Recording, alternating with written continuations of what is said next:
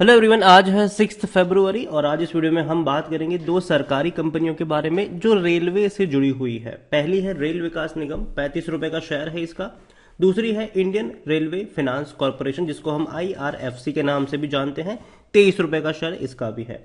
Video में discuss करेंगे कि दोनों ही कंपनियां, देखो डिविडेंड तो भैया भर भर के दे रही है दोनों कंपनियां, लेकिन मौके हैं कि नहीं खरीदारी के, लॉन्ग टर्म में क्या यहाँ पर पर्सपेक्टिव हो सकता है, उन सारी चीजों के बारे में हम यहाँ पर डिस्कस करेंगे। लेकिन उससे पहले अगर आपने अभी तक चैनल को सब्सक्राइब नहीं किया है तो प्लीज अभी इसे सब्सक्राइब कर लीजिए, क्योंकि आगे भी बहुत सारे वीडियोस हैं जो आपको काफी ज्यादा हेल्प करेंगे। तो बात करते हैं हम रेल विकास निगम के साथ। 35 रुपए का शेयर है। पिछले एक महीने में अगर हम देखें तो पिछले एक महीने में रेल विकास निगम में जहां शुरू हुआ वहीं पर खत्म हो चुका। लेकिन अब देखिए 34 रुपए का लो था और 38 तक का हाई था। गिरावट आई है और जब भी टूटा है खरीदारी के मौके यहां पर बने हैं। एक साल की अगर हम बात करने जाए तो पिछले एक साल में 12 से 13% का ग्रोथ है।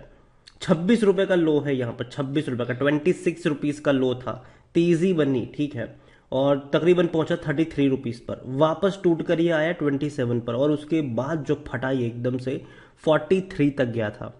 बाद में गिरावट भी आई, फिर तेजी आई, फिर गिरावट। देखो तो तेजी और गिरावट का चूहे बिल्ली वाला खेल यहाँ पे चल रहा है। लेकिन एक चीज आप यहाँ पर नोटिस करिए कि जब भी ये टूटेगा खरीदारी के मौके हैं, और लॉन्ग टर्म में पोटेंशियल तो है इस कंपनी में कि ये ऊपर की तरफ जाएगा। अगर हम यहाँ पर देखें तो 12 रुपए 11 रुपए तक पहुंचने के बाद इसने तेजी दिखाई है ऊपर की तरफ।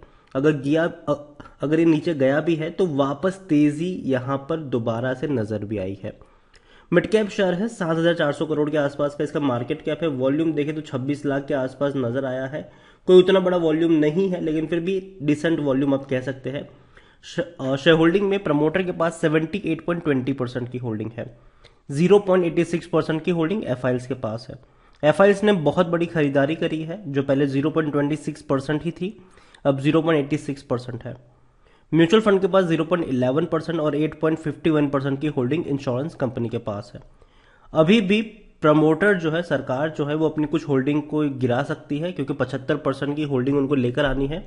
तो कोई इस साल शायद आपको इनकी जो होल्डिंग है, जो 78% है, वो 75 पर जाती हुई नजर आ सकती है।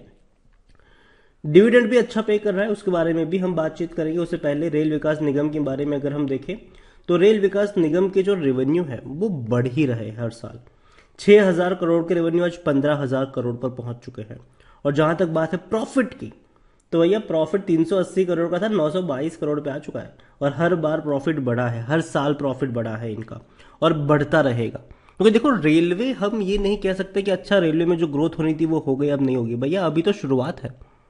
अभी रेलवे को और अत्याधुनिक बनाया जाएगा। इंडियन रेलवे, हम सब जानते हैं कि अभी भी हम बाकी देशों से, अगर हम रेलवे इंफ्रास्ट्रक्चर की बात करें तो थोड़े पीछे चल ही रहे हैं। हमको भैया बुलेट ट्रेन भी लानी है, कई सारी सुपरफास्ट ट्रेन भी आपको देखने को मिल सकती है। तो उन सारी चीज़ों के लिए वक्त लगेगा, समय लगेगा, नई टेक्नोलॉजी लगेगी, और भैया कामकाज भी लगेगा। तो उन सारी चीज़ों में हम सबका मिला जुला होगा, चाहे वो रेल विकास निगम हो या फिर भैया इंडियन रेलवे, IRFC की बात करें, इरकॉन की बात करें, IRCTC की बात करें, सबको फायदा है यहाँ पर। रेल नेटवर्क जितना बड़ा और बेहतर बनेगा, इन सारी कंपनियों का फायदा ही है। कुछ प्राइवेट कंपनियां भी फ्यूचर में देखने को मिल सकती है। यहां पर देखें तो खरीदारी करने का सही मौका है, क्योंकि शेयर ओवरबोर्ड जोन में नहीं है, कोई भी रेड फ्लैग नजर नहीं आ रहा है, अच्छा डिविडेंड पेइंग शेयर है, सब कुछ ग्रीन में भैया, बेहतर है। 7.92 का इसका पी है, जबकि सेक्टर पी 27.94 है, मतलब सस्ता है ये। आप महंगा नहीं कह सकते कि रेल विकास निगम महंगा है, सस्ता है, ये काफी सस्ता है। तो देखो मुझे ये कंपनी पसंद आती है, रेल विकास निगम। मैं इसको लॉन्ग टर्म के लिए अपने पोर्टफोलियो में रखता हूँ। रीजन ये कि देखो ग्रोथ तो आनी ही है, लेकिन साथ में डिविडेंड की भी मैं बात करूँ तो 2021 का जो साल था, इसमें इसने तकरीबन 1.5 रुपए से भी, 1 रुपए 60 पैसे के आसपास का डिविडेंड पे किया है, जो कि अच्छा डिविडेंड है। क्योंकि अगर हम शेयर प्राइस देखें तो 35 रुपए का शेयर है, और पिछले साल तो ये आपको काफी सस्ता भी मिल रहा था, इसे 30 रुपए के आसपास भी मिल रहा था ये आपको। तो देखा जाए तो 1 रुपए 60 पैसे का डिविडेंड कोई बुरा डिविडेंड नहीं है, अच्छा डिविडेंड है। अब हम कंपेयर करेंगे IRFC से, तो 23 रुपए का ये शेयर है। पिछले एक महीने में देखने की कोशिश करें तो इंडियन रेलवे फाइनेंस कॉर्पोरेशन में यहाँ पर भी जहाँ शुरू हुआ वहीं पे ख़त्म हो चुका है। और एक साल की अगर हम बात करने जाए तो पिछले एक साल में 9% की गिरावट है। देखो तेजी यहाँ पर अगर हम लो और हाई की बात करें तो 20 रुपए का लो है, 25 रुपए का हाई है, सिर्फ 5 रुपए का रेंज है।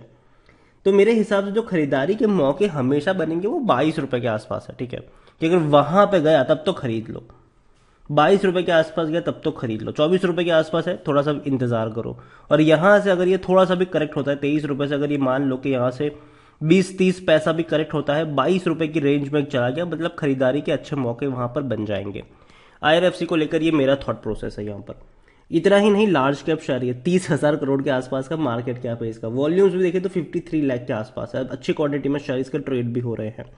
इतना ही नहीं, प्रमोटर की होल्डिंग यहाँ पे ज्यादा है, 86.36% की है, और प्रमोटर अपनी होल्डिंग को कम करेंगे, 75% पर लेकर आएंगे। अब किस तरीके से लेकर आएंगे वो तो आने वाला वक्त ही बताएगा।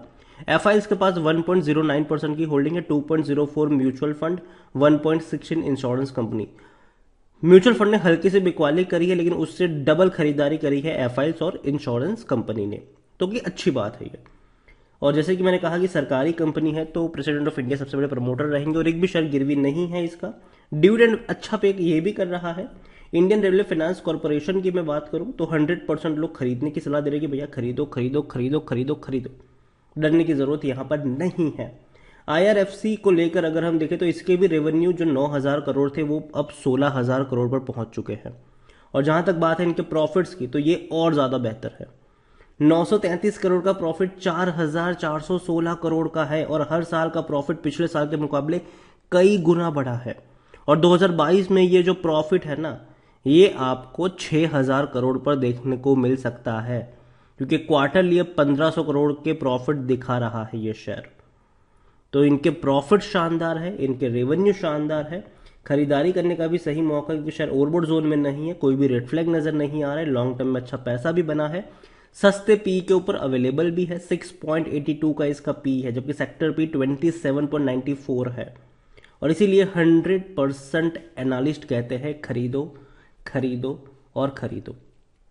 देखो आईआरएफसी और आरवीएनएल दोनों ही आप कह सकते हो कि एक दूसरे के जुड़े हुए अबाई है, और दोनों में ही खरीदारी के मौके हैं, दोनों ही आपको अच्छा डिविडेंड भी पे करते हैं। अगर 2021 की बात करें तो 2 बार इसने डिविडेंड पे किया है, वो भी 2 रुपए के आसपास का।